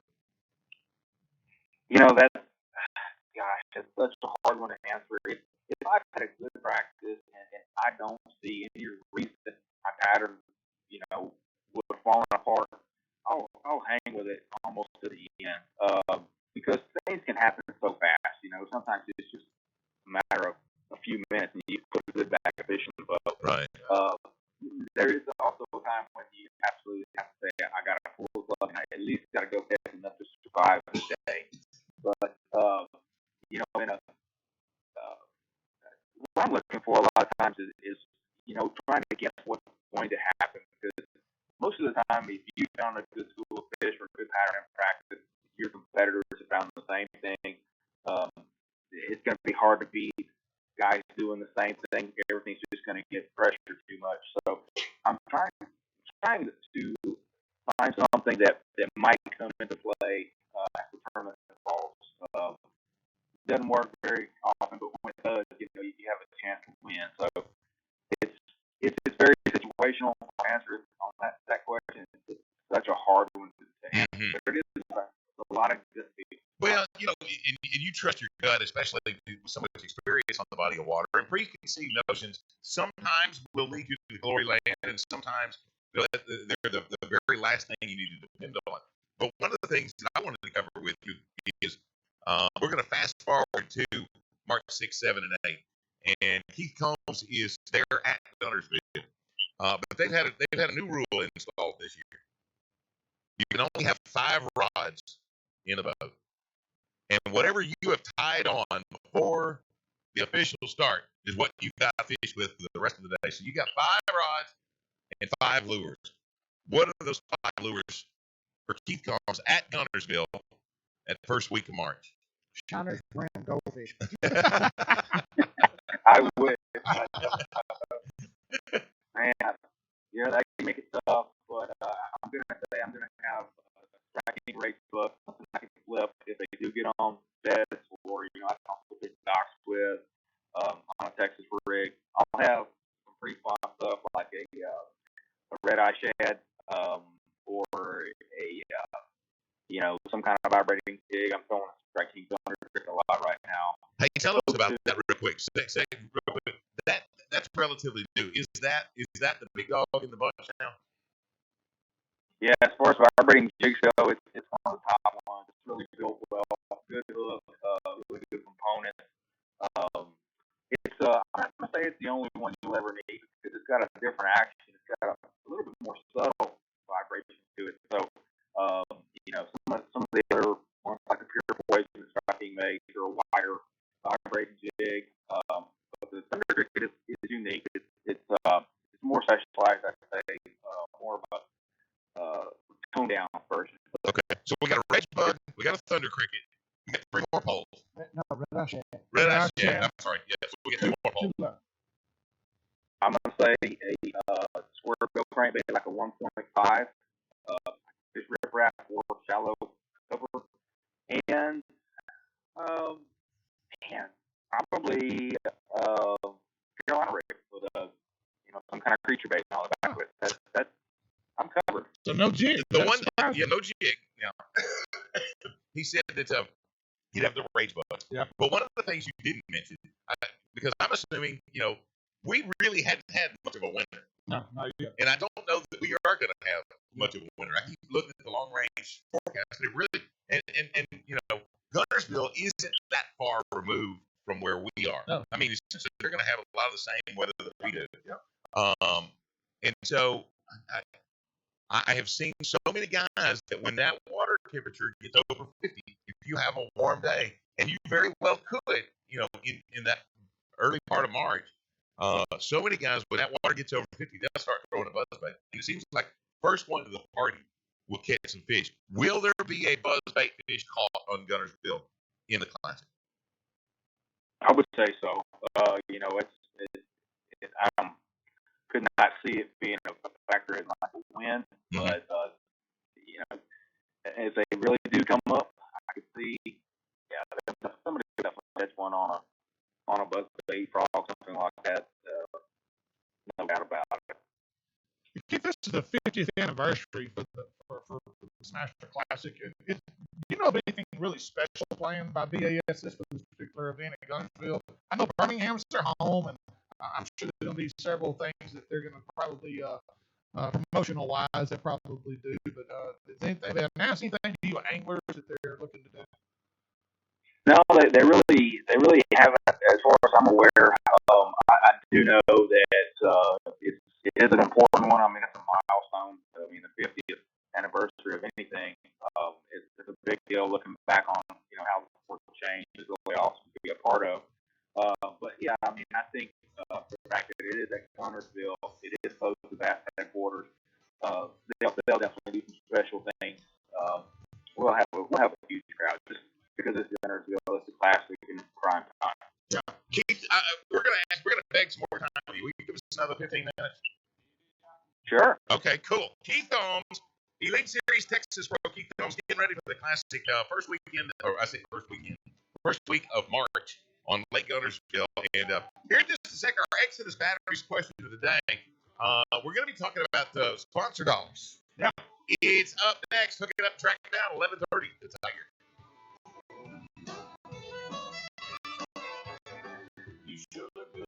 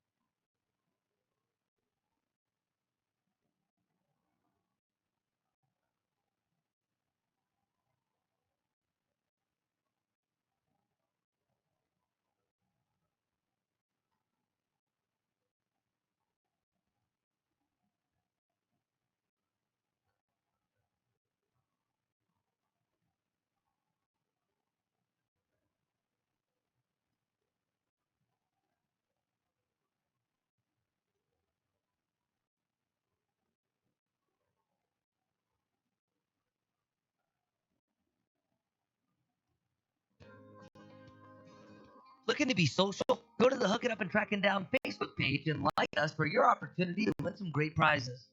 This segment presented by Super ATV, Daiwa Rods and Reels, United Rentals, J&J Exterminating, and Seaguar Fishing Line. See why top pros trust Seaguar Fishing Line to put them in the winner's circle. Go to seaguar.com to see the entire line of fresh and saltwater fishing line available. Hey, don't be that guy who forgot to sign up for the largest bass tournament in America. It's the Bass Cash back for 2020, bigger and better than ever. Whether you're a touring pro or a weekend warrior, you need to sign up. All you got to do, catch a tag fish, and you win. More lakes means more opportunities to win cash prizes. Now, this year's lakes include the Louisiana Delta, Lake Eufaula, Alabama, Caddo, Sam Rayburn, Toledo Bend, Lake Guntersville, Hickey Cove, and Lake Forward, Texas. So don't be that guy. Sign up today, Bass Cash Bash. And Keith Combs is on the phone with us on the Primo Target Hotline. Elite Series Pro Keith Combs. And Keith, would that be weird if you got signed up for Bass Cash Bash? They're on Lake Guntersville in the Classic, and you caught tag fish. I mean, would they allow you to? That's $1,500. Yeah, I mean, all you do is remove the tag and pull it in. Well, that's true. Yeah. You wouldn't have to weigh that fish in necessarily. So, would that be? Have you ever seen anything like that on any of the lakes you had tour? Yeah, there was forget who it was. I think it may have been at Guntersville. One of our other guys, he caught a tag fish this year. I don't think he was signed up. I forget who it was. He was that guy. He was that guy. Yeah, maybe I should make sure I get signed up. Yeah, don't be that guy, Keith. Come on, man. Okay, so our Exodus Batteries question of the day, Keith. looks like it's getting more difficult for anglers to obtain monetary sponsors today. There's so much competition out there. What are companies looking for and expecting from anglers in 2020 in order to justify paying them? Well, I think there's really several things. You know, of course, performing well at top level events is a big factor. You know, like doing well on the Elite Series, making sure you make the Classic every year. That's definitely on the sponsor's radar. But also another one is social media and your presence on social media. That's, you know, just say for instance, you know, Minn Kota comes out with a new product. Well, for me, you know, if I can reach, you know, hundreds of thousands of people on social media, yeah, I mean that's huge. So that's definitely a great way to promote. And you know, you're constantly, especially this time of year, going to be going to appearances. You know, like boat shows, meet and greets, things like that, where you can actually one-on-one talk to consumers about all of your, you know, products that you run. And you know, that's something I think that is very important. Just one-on-one conversation with, you know, fans of the sport and other bass fishermen. There's no better way to really promote a product and sell it than that. But aren't you seeing now with some of these sponsors, just actually talking to some of the sponsors myself, not looking for monetary sponsors, but just visiting with them about, you know, what are they looking for? Some of these companies that told me, we don't care if he catches a fish. Can he sell our product? That's what we're after. Are you seeing more of that now, or is it still important that you be at the top of the board? Now, I mean, it's, you know, okay, well, a fisherman may have been in the game. That guy's been in the game for 10 years. He may have a couple of years where he doesn't do that good, but he's an established pro. You know, his word means something. But, you know, for a new guy coming on the scene that isn't performing well, I mean, people or consumers are going to respect, I think, the word of a guy who's won some tournaments, Has done success. well. Yes, you're right. Well, you know what, Keith, I'm looking. I just liked your Facebook page, so if you notice that you got an extra one, it was me. Yeah. If there was a prize or something goes with that, I'll give you my address here in just a minute. But dude, I mean, you've got over 92,000 followers on Facebook. Wow. That's incredible. I mean, you are essentially, you know, one of the cream of the crop. I've got 92. Yeah, 92. If you are one of the cream of the crop elite fishermen in America, and I'll bet you 92,000. I'll bet you've got more than most of those you compete against, and you bring with you those 92,000 eyes every time you talk good about a particular body of water, Yep. a particular lure, Yep. a motor, something. You know, hook it up, track it down, show. Well, of course, and all 92,000 of them are right now talking about how good he sounds on the show. Exactly. So, long and short, I mean, social media has become that integral part of your repertoire when it comes to it. I mean, it's, as far as catching the fish, really important because you keep those public eyes on you. There's TV time, and sponsors want to be associated with a winner. But when you've got 92,000 fans that are out there, they're following everything you say, and with that comes a responsibility as well, doesn't it? Oh, absolutely. Me and my wife in particular work very hard on our social media.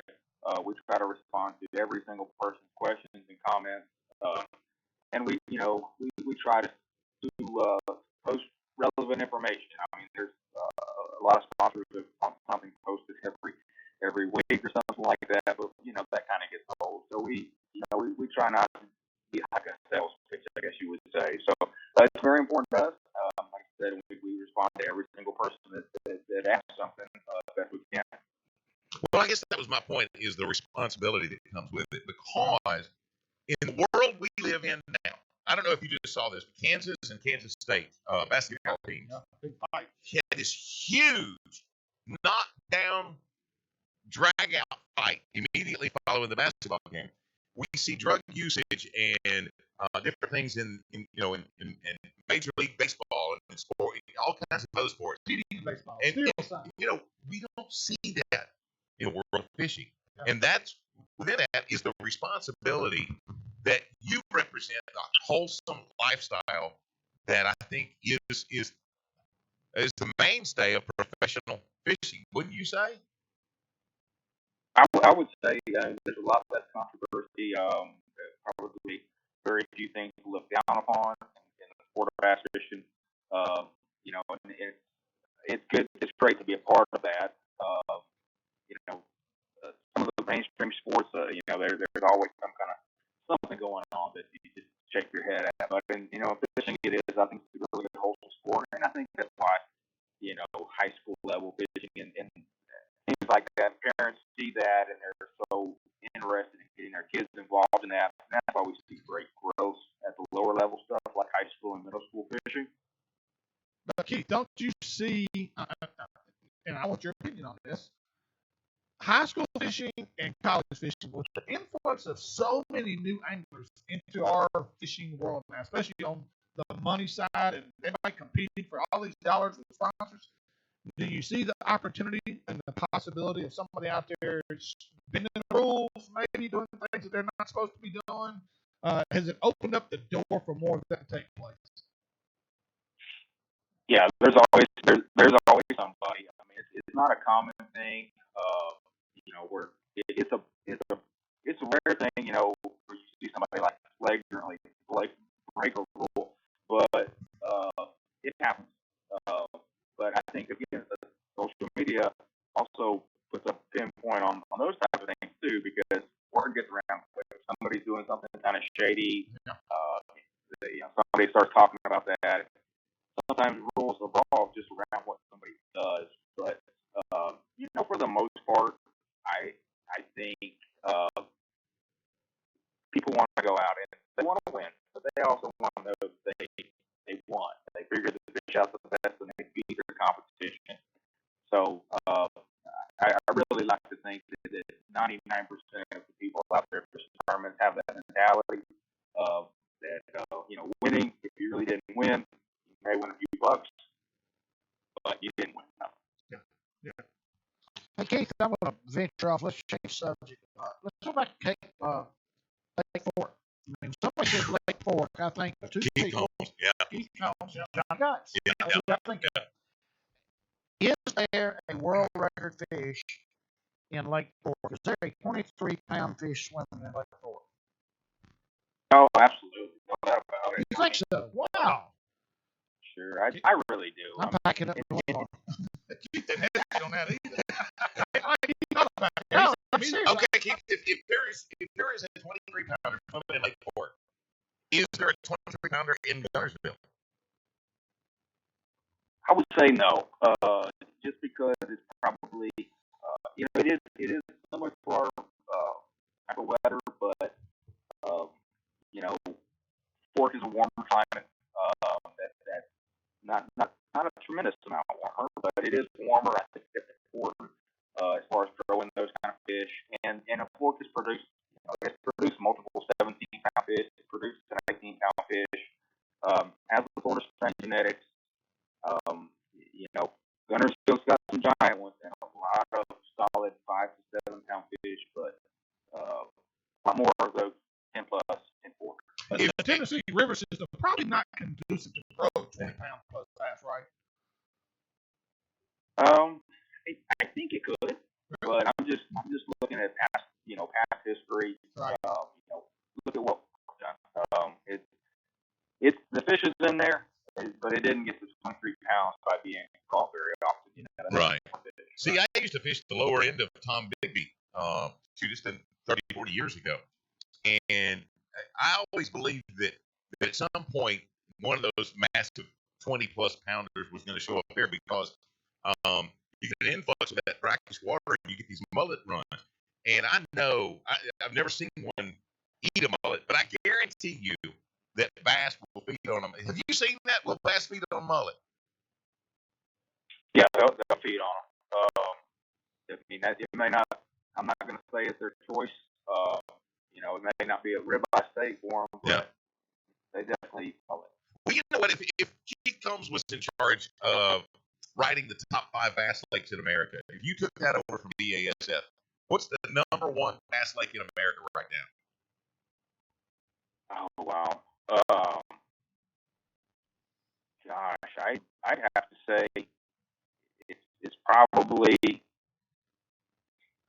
I'm awful partial to like St. Clair, Thousand Island, smallmouth stuff. You don't have a chance to catch a real huge largemouth there, but as far as big bodies of water that have a tremendous amount of catchable 5-pound fish, those have to be way up there right now. Is Rayburn top 5? It's got to be. I mean, it's just look how many 23 plus pound bags Rayburn produces in almost any given tournament.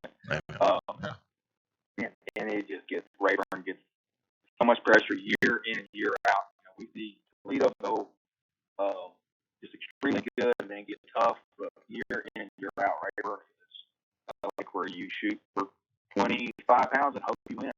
Yeah. Okay, I have one last question. We got about 45 seconds. I don't know what moon phase we will be in as you hit the Classic on Gunnersville, but in Keith Combs' book, does moon phase play a factor in what you're trying to establish pattern wise? Oh, very very little. Okay. I consider it some, but it's more temperature than anything. Okay. Keith, dude, I just got this feeling this is your year.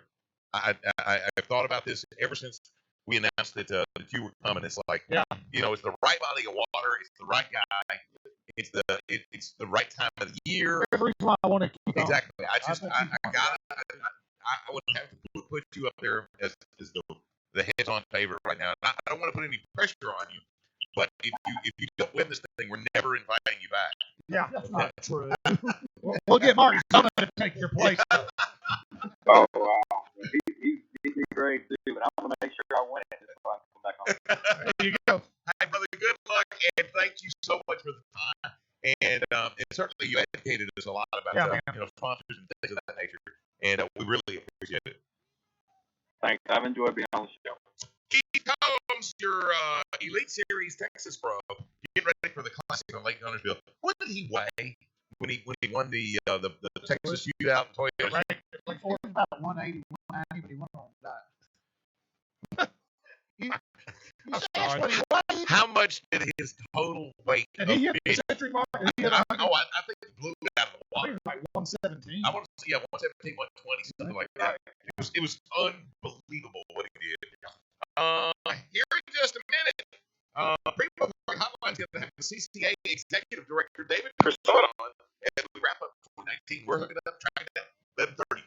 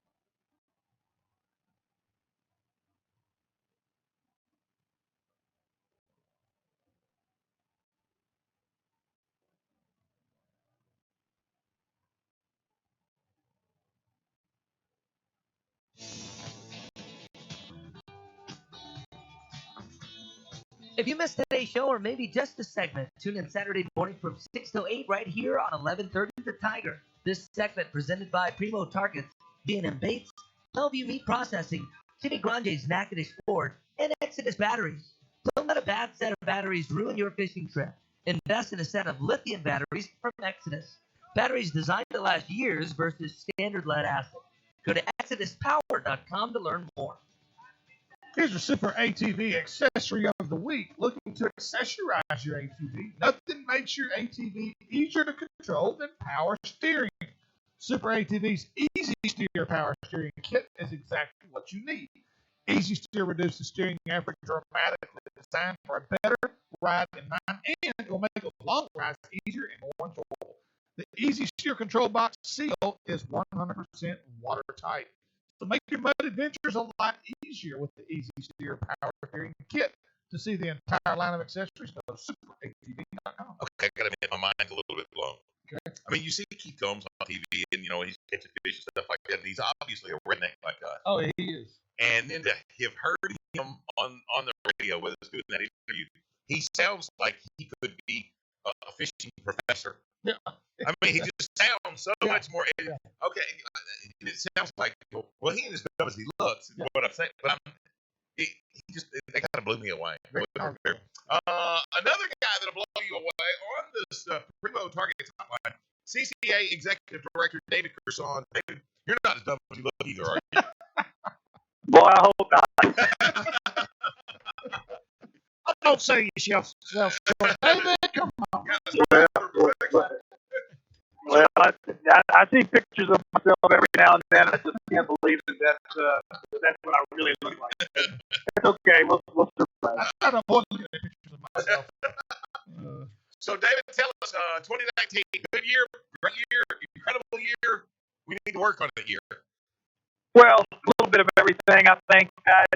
First of all, it's good to be with you all in 2020, and appreciate our friends at Hook 'em Up, Track 'em Down, and all our friends up in North Louisiana. We have lots of members up there, and I hope many of them are listening to you right now. But 2019 was really a very strong year for CCA. Our membership continues to be up.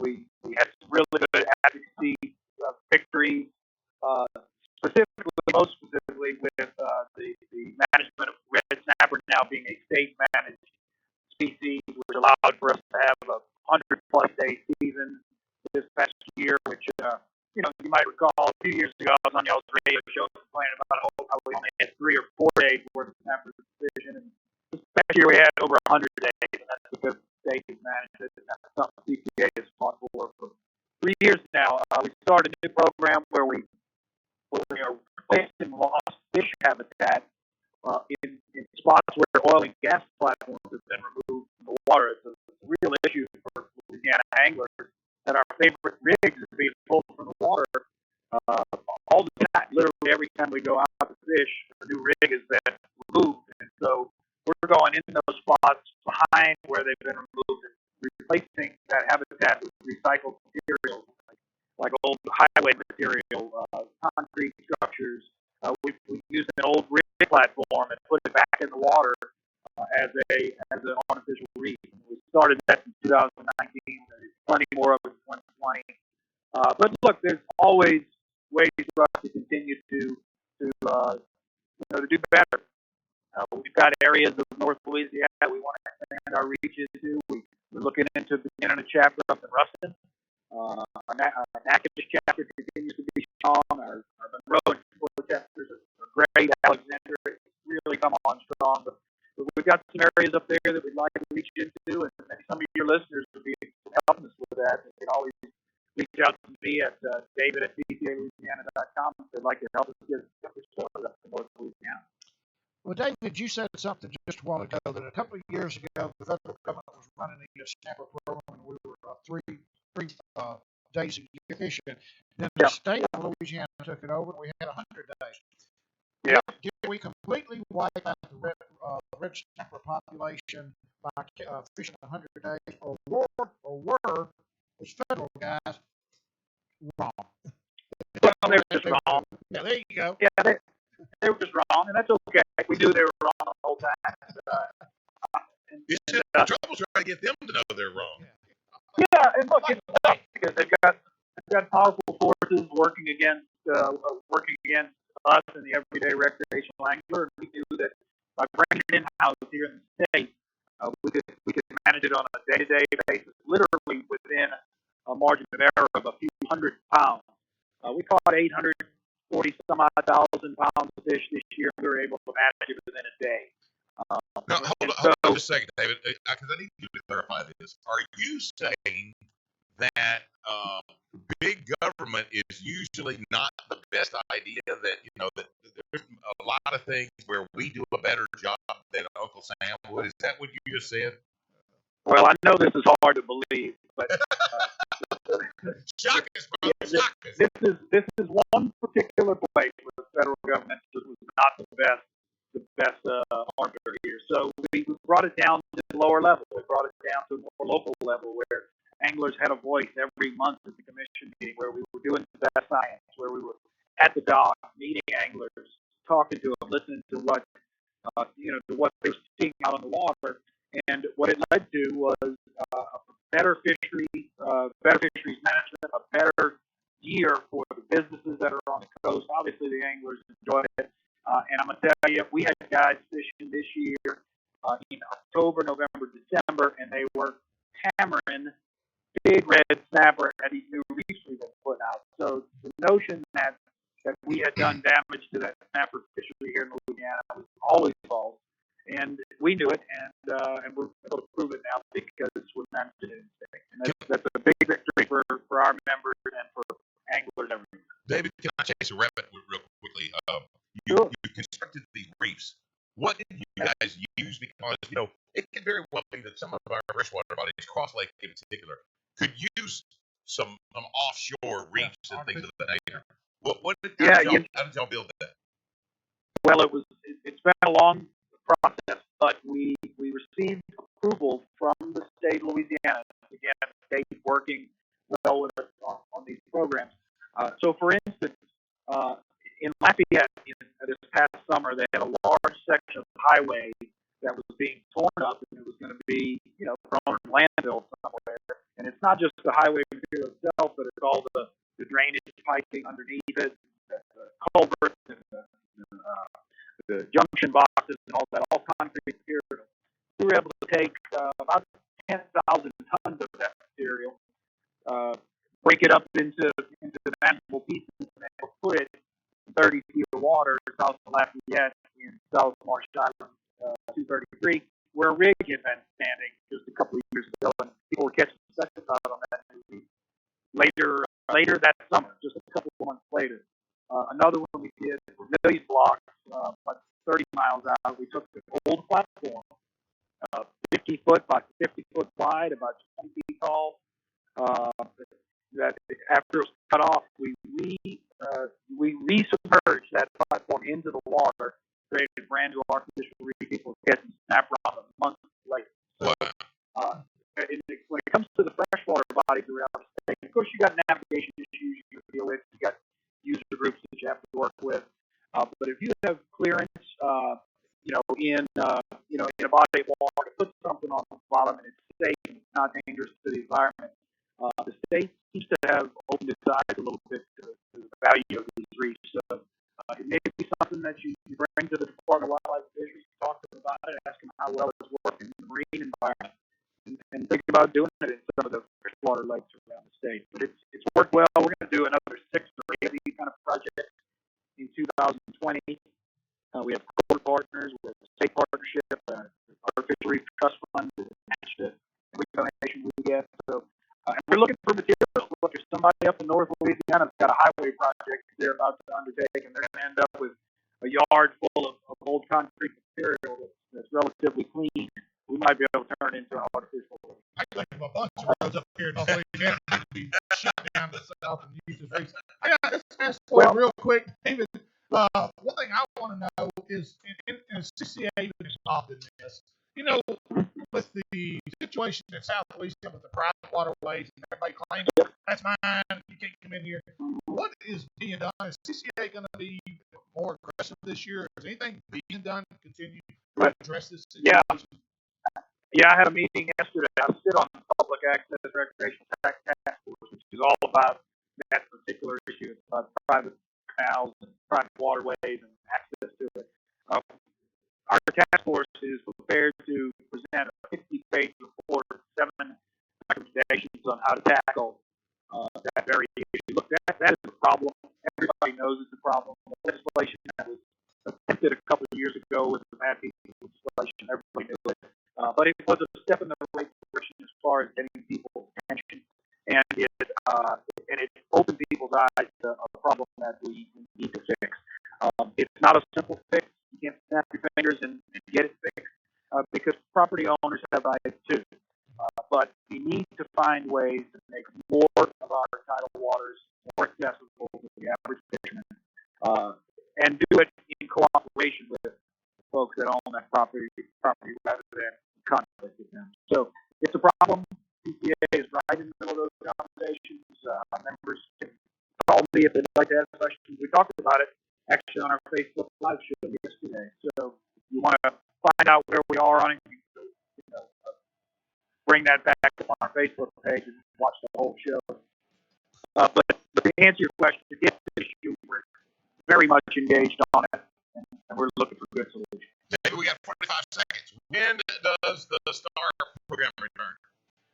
STAR starts on Memorial Day. It's going to be summer long. We'll have over $500 million worth of prizes. They can go to CaLouisiana.com, get registered. I want to tell all our friends up in the Shreveport area as well that we're going to have our banquet, our Monroe, our Shreveport banquet coming up this spring. We're going to have a meeting in Shreveport on February 11th of our chapter. So if anybody up there would like to get involved, email Nolan at nolan@CaLouisiana.com. He'll tell you everything you need to know. But looking forward to another great year with our friends Hook 'em Up, Track 'em Down, and look forward to seeing you all up North Louisiana later this spring, guys. Amen. David Cassani, Executive Director for the CCA. Appreciate you, brother. And here in a minute, we're going to wrap this up. Got Candyman Pet Lodge Pet Tip of the Week.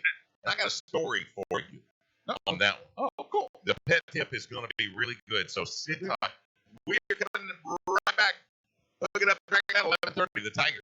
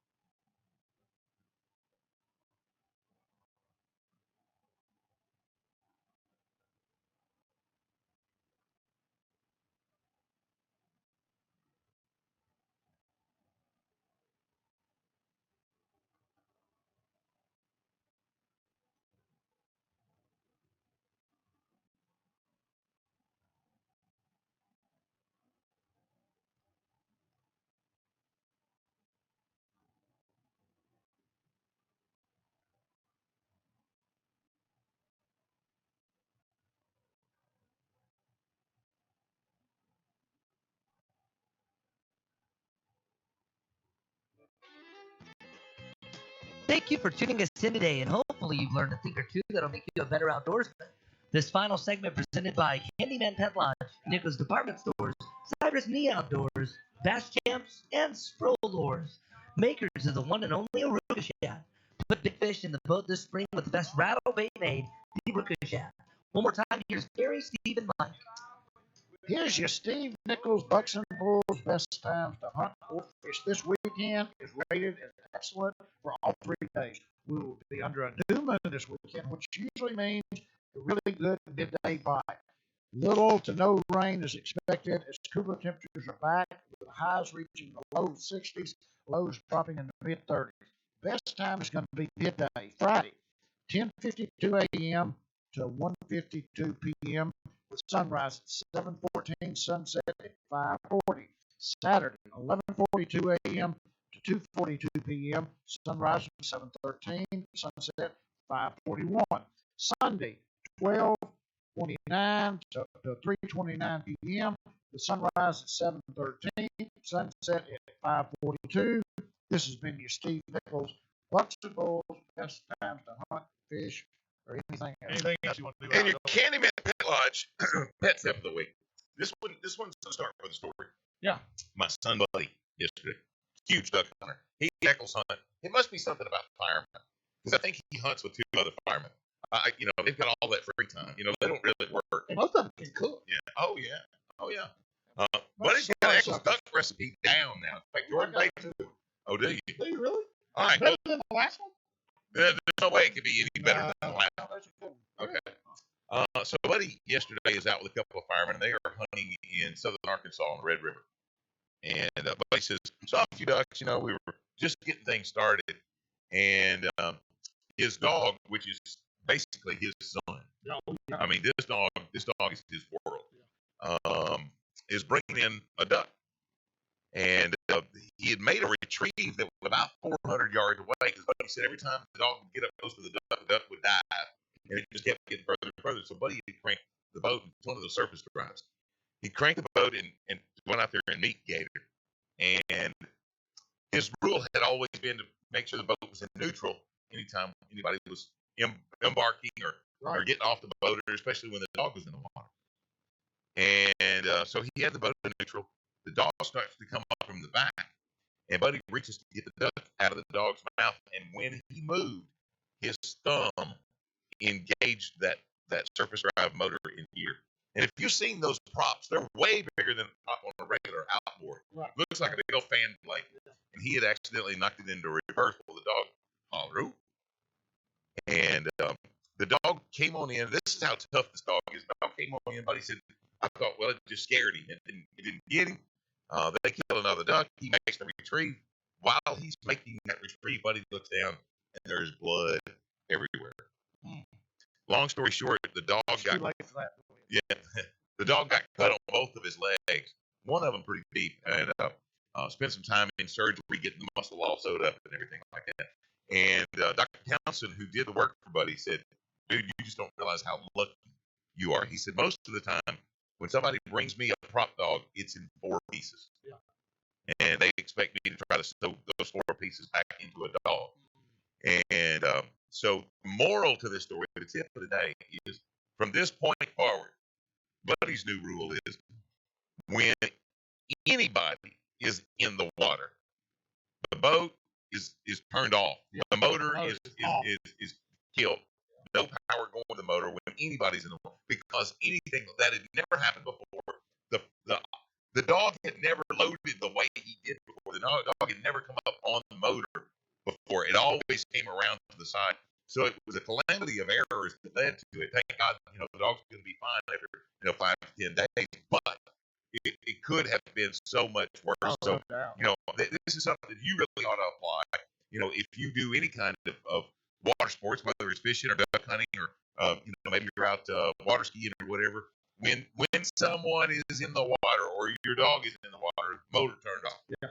Every time. And that also shows you how strong those dogs' desire to retrieve is. Buddy said couldn't stand it. What? Couldn't stand it. He said when that duck hit the water, that dog was whining. He had to go. To go. And Buddy finally said, anyway, Buddy said, I didn't think there was anything wrong. And he said, well, he's gone. I looked down and there's blood everywhere. That dog still wanted to That go. dog wanted to go. And Buddy said, Daddy said, I'm telling you right now, he said, we could have stayed and that dog that dog would have retrieved the full limit of ducks before he would have ever shown any sign. He said, he'd have died before he quit hunting. And for those people who are in PETA and stuff, and you think that's cruel, I can't believe you putting that dog out in that cold water. yeah, that dog couldn't stand not being in that cold water. Exactly. Well, this has been your Candyman Pet Lodge tip of the week. Don't leave your dog with just any kennel. Treat your dog with a trip to Candyman Pet Lodge. What else we got?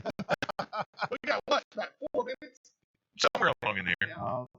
Get by Bayou Outdoors Center for the Balls Tournament coming up February the 1st on Cross Lake. Pick up some of the entry forms for the new Lucky 13, which is going to be a neat little not circuit, but group tournaments that you can pick. How many total are you doing? Well, we're set on 4. Okay. So So we'll have 4 balls tournament plus a championship, and then we'll have those 4. we're going to have those 4. And if the They're not, none of them are the same weekend as ball. no, that was I thought I said I'm doing it on Sunday. I don't have any problem. I like to never found 4 Sundays without Mother's Day, Easter, Memorial Day, Yeah. the Shriners Tournament on Sunday, and knowing that most of us fishermen didn't want to fish the balls on Saturday and turn around and go fish also on Sunday. Uh-huh. It really cut down the amount. Okay, I question. did not do one by Question that we need some clarification on because a guy asked me about this the other day.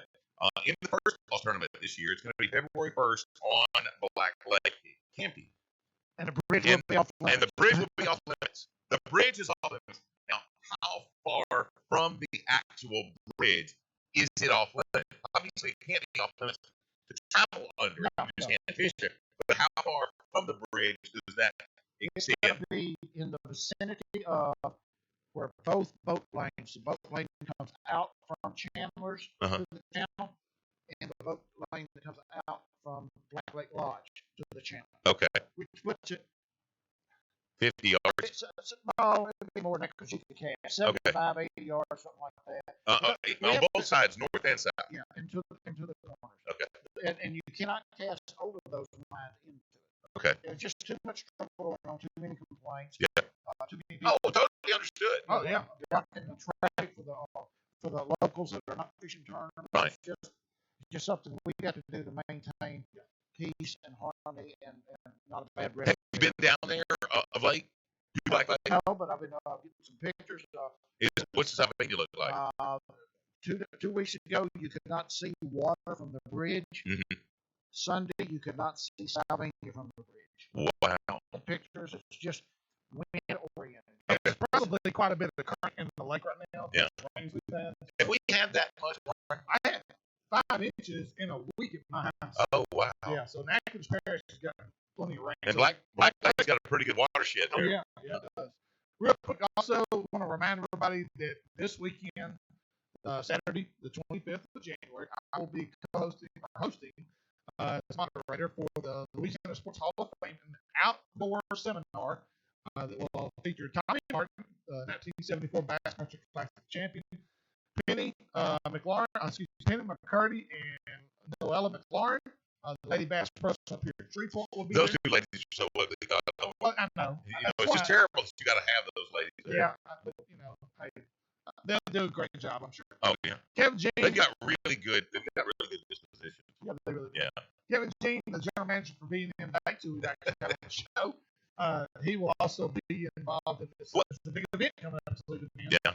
And with the ladies' point of view on where bass fishing is right now. Women competing in basically in a man's world. Yeah. You know, how they're adjusting to that and how they're doing that. Yeah. Encouraging the young girls to come out and do the same thing. Yeah. So and with Kevin, the business side. Oh, yeah. You know, the big tackle side. Hey, that's the part, that keeps us all going. Exactly. All right, take us home, Brother Graff. Patience is the word that does not fit me or how I react most of the time with certain people. I find the older I get, the less patience I have, or maybe the right word is tolerance. I also tolerate less the older I get. Whether it's people who can't drive or anglers that have no etiquette on the water. I'm tired of both and have run out of patience and can't tolerate either any longer. So please pray for me, as I'll pray for those that can't drive and those idiots that are inconsiderate of other animals on the water. For Kate McCoy, Mike Eccles, Jay Wallace, yours truly, Steve Kraft. Thank you for listening to me Saturday morning, right here on 11:30 The Tiger at 6 o'clock for more Hooking Up and Tracking Down.